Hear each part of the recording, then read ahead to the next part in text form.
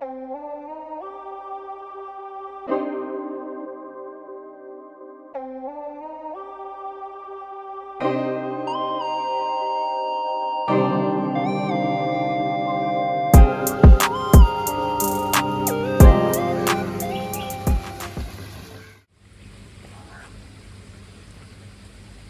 to Ochibakoi, India. Um, this is Sid here, and this is going to be our first long video on YouTube. And this time we're talking about, if you're thinking about doing a koi pond, what are the things you need to know before you go ahead with it. So let's start.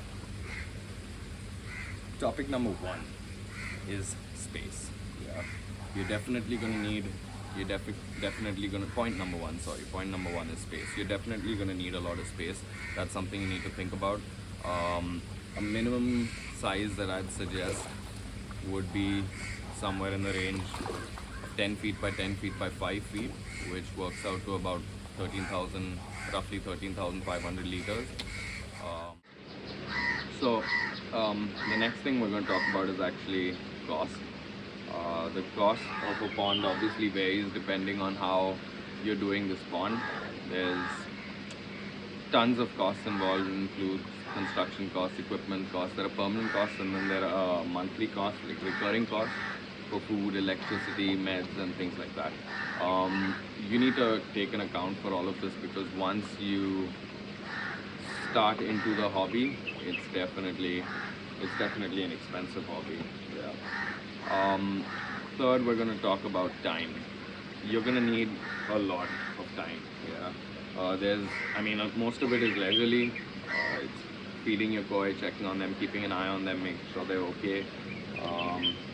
And obviously running maintenance on your ponds, cleaning your filters, netting out some gunk, cleaning your skimmers. It can easily take up a couple of days, an hour, and maybe you're lucky enough to have a gardener who can help you out. So those are all factors that you need to consider. There's also a lot of time involved when there's a certain emergency, or if you see, suppose one of your favorite fish is sick, yeah, you're gonna need to be able to put the time in to take that fish out, treat it, do a little bit of research, you know. So there's that, and then fourth up, we've got your pond. Yeah, how big are you going to do this pond? What is the size? What's the size that you're going for? What's the type that you're going for? Is your space an indoor space, an outdoor space? Are there trees around? No trees around? The size, you know, the size is something that really it's a thing. When the first time you build your pond around, you're like, oh, it's okay, we'll make a small one in the corner, and then you get into the hobby and you realize your fish need more space, and then you do version 2 and version 3. Like, this pond is my version 4 maybe, you know. So it's definitely the bigger the better. Then obviously there are landscape ponds that are made out of liner, or whether you want to make it out of concrete. Something out of liner it's a little simpler, it's a little less permanent, it's easy to uninstall or take the installation out. A concrete one is a little more permanent, but it also means concrete ponds are a little more expensive to construct and to waterproof and all of those things. But what you know for sure is that a concrete pond is once it settles in, you're done. You don't need to think too much, especially if you're not the type that's constantly switching up things and putting in more fish and taking out more fish like I am. That makes things easier. And then there's also the fifth point that we're going to talk about now, which is filters. Filtration is a rabbit hole, yeah. There's so many types of filters involved. There's three basic. So we've got three basic kinds of filters, yeah. There's your mechanical filter, your biofiltration, your chemical filtration, your bulk filtration. Before you get into filtration, there's one kind of process that you need to know about, which is the ammonia cycle. Yeah? When ammonia is created, there's nitrosomus bacteria that convert that ammonia to nitrite, and then there's nitrobacter to convert that to nitrate, and then once there's nitrate in the water, which is the least poisonous form of ammonia, you can then go and either extract that by do it through water changes or through plants, through your bog. So that's a process that you kind of need to remember and memorize. Yeah, nitrosomus bacteria converts ammonia to nitrite, and nitrobacter converts nitrite to nitrate, and then the nitrate you get out through water changes or through plants and algae. Yeah. Mechanical filtration basically takes care of physically taking out the ammonia, physically taking out particles, whether they are floating particles or whether they're leaves and sticks and little poops and things like that. So that would include your in your sump filtration, that would include your first sump of sponges and mats, or in a canister filter or your skimmer. Those are all mechanical forms of mechanical filtration. Although canisters do have UV and chemical and biological, a little bit of biological involved as well.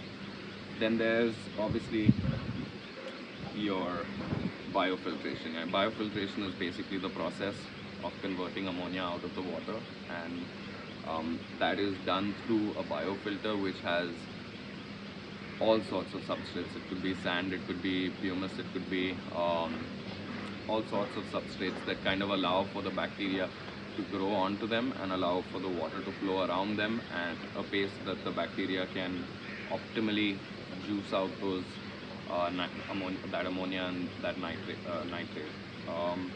Lastly, we're obviously going to talk about chemical filtration as well. Chemical filtration is basically activated carbon, any sort of material that allows for juicing out of chemicals from the water. There's also UV clarification, which is basically just a UV bulb with a tube of water that goes around it and allows for the water to get burnt by the UV. You're essentially killing off all bacteria and also floating algae and other particles, that living organisms that could be in that water. But there's another point of UV that I'm going to get into right now, because I just thought about it. I think you guys should remember this when it comes to filtration. A lot of people think that pea soup algae or green water should be taken care of by a UV, and yeah, the UV does do a good job of getting it out of the water. But if you have green water, you're burning it out through UV, you don't have that indication. Water that can stay clear without a UV is the type of filter. It shows that your filtration is on point. So that's something you kind of need to remember about UVs. Bog filtration, if you're doing water changes, most bog filtration is just plants. Yeah, you can have it in a separate area called a bog, where the water flows through it nice and slow, allowing the plants to juice out all of those nitrates. I keep mixing them up. Yeah. You're gonna have to forgive me. I'll get better at speaking on camera, hopefully, if you guys don't forget to like, comment, and subscribe. But so what we've got here is, what we're talking about is bog filtration. Yeah? So in my pond, I usually have a whole bunch of plants right there. But I've removed all of the plants right now in my pond because I'm having a toad problem. We're just coming out of the monsoon, and as you can see, my pond is uncovered. There's no cover, there's no nets, nothing like that. It's open to the elements. I kind of needed to get those plants out to make sure the toads didn't come and spawn on that water. So that's kind of all you need to know about filtration right now.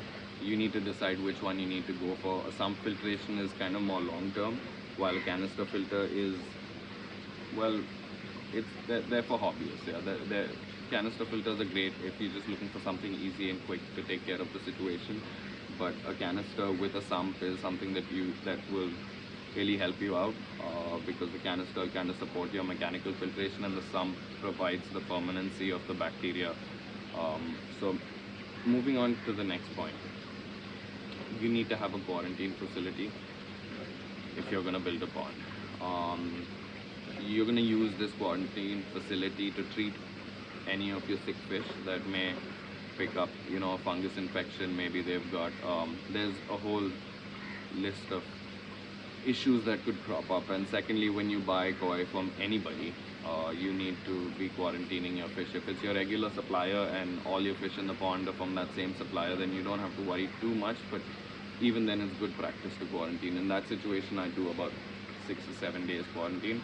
But if it's someone you have no idea where they keep their fish, you don't know where these fish are coming from, you know nothing about 21 days. You need to have that fish out of your pond for 21 days, treating it and observing it, making sure that everything's good before you introduce that fish into your ecosystem.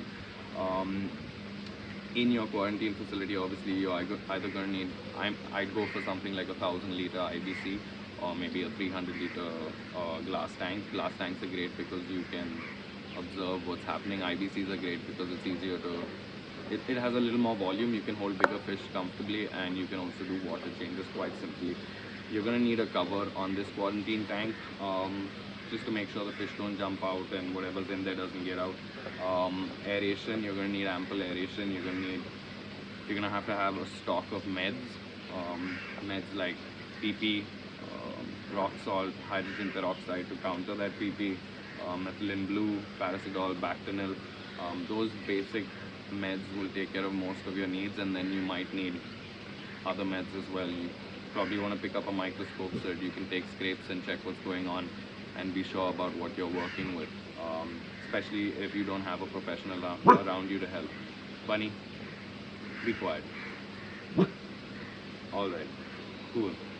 So next point we're going to talk, the last point we're going to talk about is actually interest and willingness to learn. There's going to be a lot of issues that crop up, maybe small ones, maybe big ones, along your koi keeping adventure.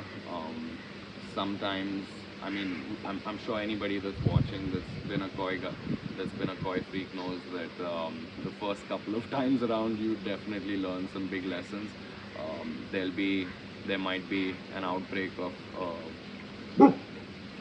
disease that you can't handle. There might be, the pumps might go off because you didn't have them set up right. You could have a lack of aeration overnight. Like, there's so many things that could happen. So you're definitely going to need that willingness to kind of break through it and have that determination to keep going on. We've had a couple of instances in our first year or two of keeping koi, and it was definitely an issue, but we got through it. Once you get them, you love them so much. You want them around. You'll figure it out. You'll handle it somehow or the other.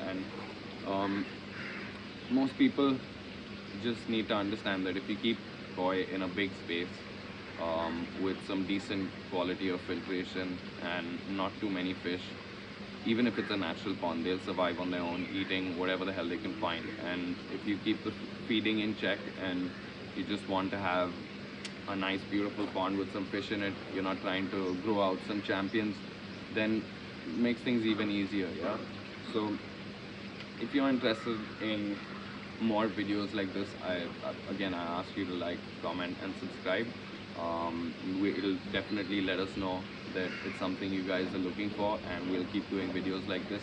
I've got so many topics lined up, from different how to treat different diseases to discussing how to decide on what pond to go for, and so many other things. So yeah, stay tuned and don't forget to like and subscribe.